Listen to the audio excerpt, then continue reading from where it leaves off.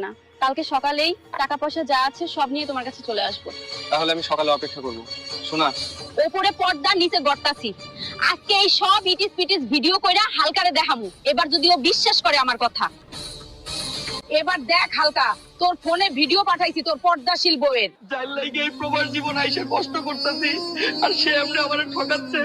আমার কথা তো বিশ্বাস করিস নাই, এবার বোঝ। আমি কালকেই ছুটি নিয়ে গ্রামে আসতেছি। করুণাময়ী, তোরা সেজে গুজে বের হওয়া লাগবে না, একবারের জন্য বাসা থেকে বের হয়ে যা, আমি সবই জেনে গেছি। এ কি, তুমি কখন এলে? এমন বইয়ের দরকার নাই, পরে আমি তালাক দিলাম, এবার তুই কই যাবি, যা। আমি এমনিও তোর সাথে থাকতাম না, ভালোই হলো।